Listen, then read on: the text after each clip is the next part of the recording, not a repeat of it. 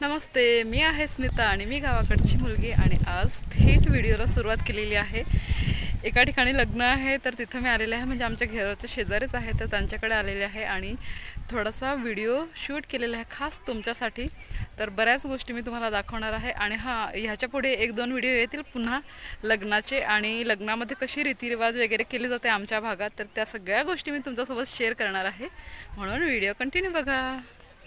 खूप छान आणि मस्त असा मंडप केलेला आहे, खूप मोठा मंडप केलेला आहे आणि इथे समोरच नाचण्यासाठी केलेला आहे।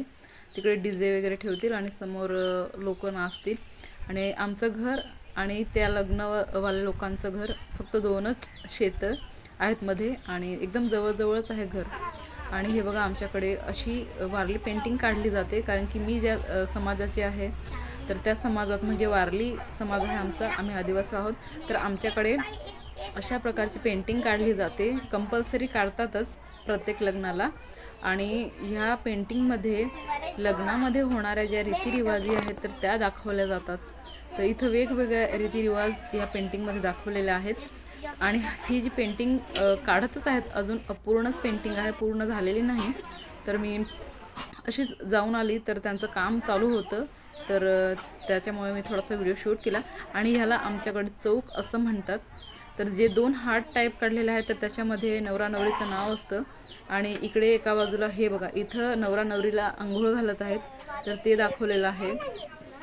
त्यांचा कामाचा खूप पसारा पडलेला आहे, कारण की हा एवढासा चौक काढण्यासाठी पूर्ण दिवस पण जातो, खूप बारीक बारीक असं काम करावं लागतं।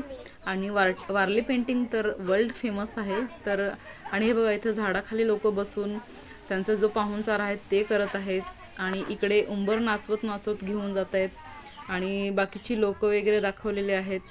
तर खूप सुंदर अशी चित्रकला असते आणि ती लग्नाच्या वेळेस काढलीच जाते, सगळ्याच ठिकाणी काढतात कंपल्सरी।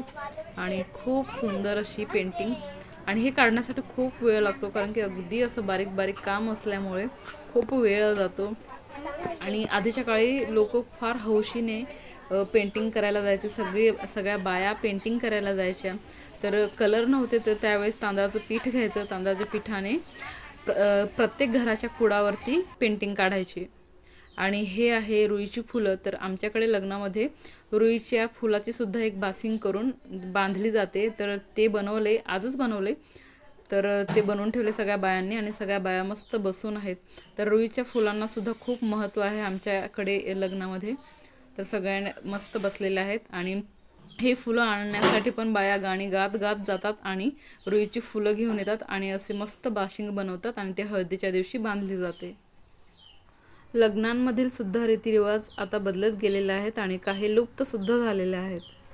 तर आजच्या पुरता फक्त एवढाच व्हिडिओ। जर तुम्हाला व्हिडिओ आवडला असेल तर व्हिडिओला लाईक करा, शेअर करा आणि चॅनलला सबस्क्राईब करा आणि असेच छान छान व्हिडिओज मी घेऊन येत राहीन आणि उद्या पुन्हा एक छान मस्त व्हिडिओ अपलोड करेन, तर तो सुद्धा बघा। चला टाटा, बाय बाय।